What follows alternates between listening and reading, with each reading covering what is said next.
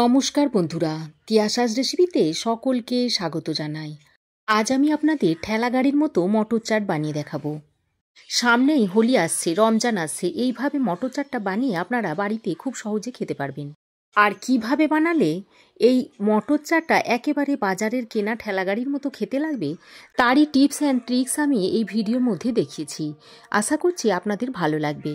খুবই মুখরোচক ও চটপটা একটা রেসিপি, একেবারে ঝামেলা ছাড়াই আপনারা খুব সহজে বাড়িতে বানিয়ে নিতে পারবেন। তবে ভিডিওটা স্কিপ না করে পুরোপুরি দেখবেন, তাহলে একেবারে বাজারের কেনা ঠেলা গাড়ির স্বাদে মটর চাটটা বানিয়ে আপনারাও বাড়িতে খেতে পারবেন। মটর চাট বানানোর জন্য 1 কাপ মটর নিয়ে আমি সারা রাত জলে ভিজিয়ে রেখেছিলাম। মোটামুটি 10 ঘন্টা আগে মটরটাকে ভিজিয়ে রাখতে হবে।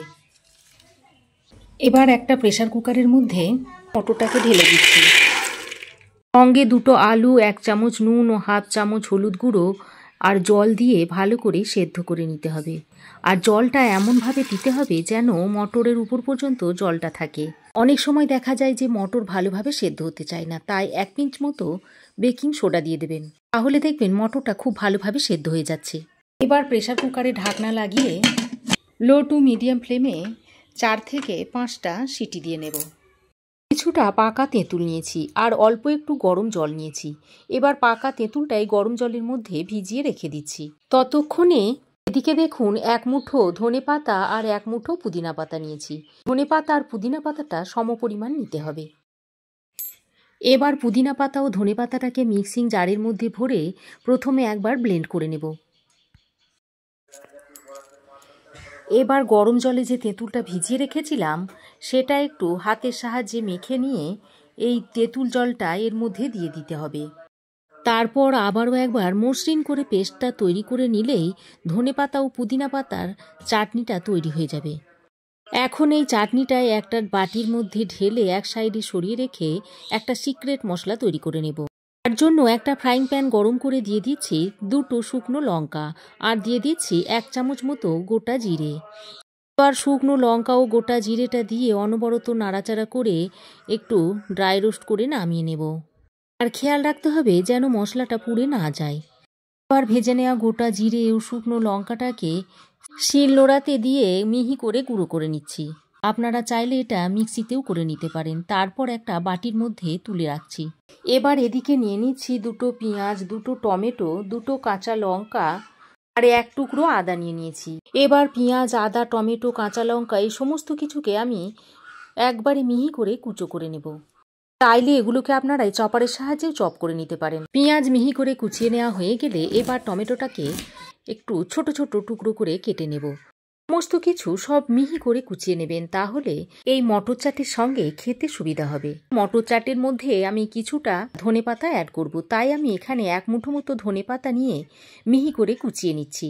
এবার আমি লঙ্কাটাকেও মিহি করে কুচিয়ে নিচ্ছি। আর এই সবজিগুলো যত মিহি করে কুচানো হবে মটর চাটটা খেতে কিন্তু তত বেশি ভালো লাগবে।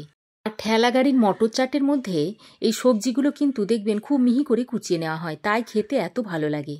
আদাটাকে এরকম একটু পাতলা আর লম্বা লম্বা করে কেটে নিতে হবে। সমস্ত কিছু কুচিয়ে নেওয়া হয়ে গেলে এবারে এদিকে দেখুন 4-5টা সিটি দিয়ে আমি মটরটাকে সেদ্ধ করে নিয়েছি। তারপর প্রেসারের ঢাকনাটাকে খুলে নিয়েছি আর দেখুন মটর খুব ভালোভাবে সেদ্ধ হয়ে গেছে। বেকিং সোডাটা দেওয়ার কারণে দেখুন মটরগুলো সেদ্ধ হয়ে গেছে অথচ গলে যাচ্ছে না।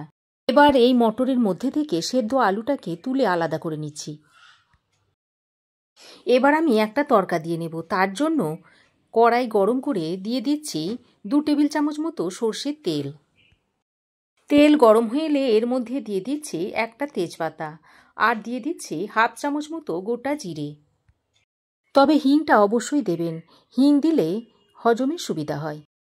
এবার ফোড়নটাকে কয়েক সেকেন্ড নাড়াচাড়া করে এর মধ্যে দিয়ে দিচ্ছি 1 চামচ গোটা ধনে আর হাফ চামচ মতো লাল লঙ্কা গুঁড়ো দিয়ে সঙ্গে সঙ্গে সেদ্ধ করা মটর ডালটা দিয়ে দিতে হবে।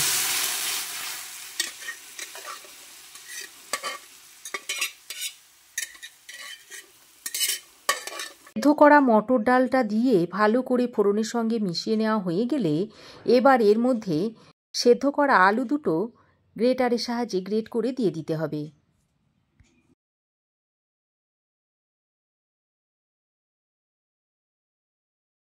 তারপর যে গোটা মশলাগুলো ভেজে গুঁড়িয়ে রেখেছিলাম তার মধ্যে থেকে 1 চামচ নিয়ে এখানে দিয়ে দিতে হবে।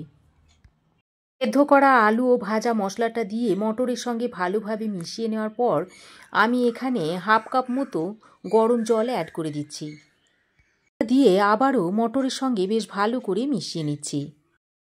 তারপর 2-3 মিনিট মতো ভালোভাবে ফুটিয়ে নিতে হবে। আর এটা খুব বেশি পাতলা করলে হবে না, একটু গাঢ় টাইপের হবে।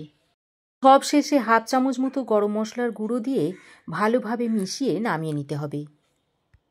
মটর চাট নামানোর পর একটা বড় পাত্রের মধ্যে ঢেলে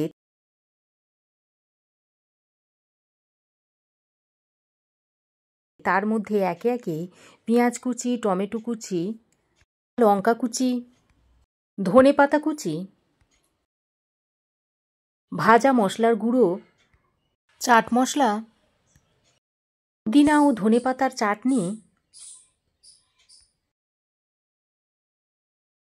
পাতলা ও লম্বা করে কুচিয়ে নেওয়া আদা, অল্প পরিমাণে বিট নুন, পাতিলেবুর রস দিয়ে ভালোভাবে মিশিয়ে নিতে হবে। তারপর ঠেলাগাড়িতে যেভাবে মটর চাট সার্ভ করা হয় সেভাবে ছোট ছোট প্লেটের মধ্যে দিয়ে মটর চাটটাকে সার্ভ করে দিচ্ছি। প্রথমে প্লেটে মটর চাটটা দিয়ে তার উপরে টমেটো কুচি, ধনেপাতা কুচি, পেঁয়াজ কুচি, ভাজা মশলা, বিট নুন, পুদিনা ও ধনেপাতার চাটনি, পাতিলেবুর রস, কুচিয়ে নেওয়া শসা, টমেটো সস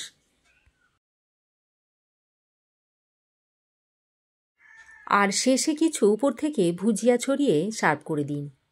দেখবেন একেবারে ঠেলাগাড়ির মতো মটর চাটটা বাড়িতেই তৈরি হয়ে যাচ্ছে। তাহলে আর বাইরে না গিয়ে ঠেলাগাড়ির মতো মটর চাটটা বাড়িতেই তৈরি করে নিতে পারবেন। তো বন্ধুরা, আমার এই আজকের মটর চাটের রেসিপি আপনাদের কেমন লাগলো অবশ্যই কমেন্ট করে জানাবেন। ভালো লাগলে একটা লাইক ও শেয়ার করবেন। পাশে থাকা বেল আইকনটা অবশ্যই প্রেস করবেন।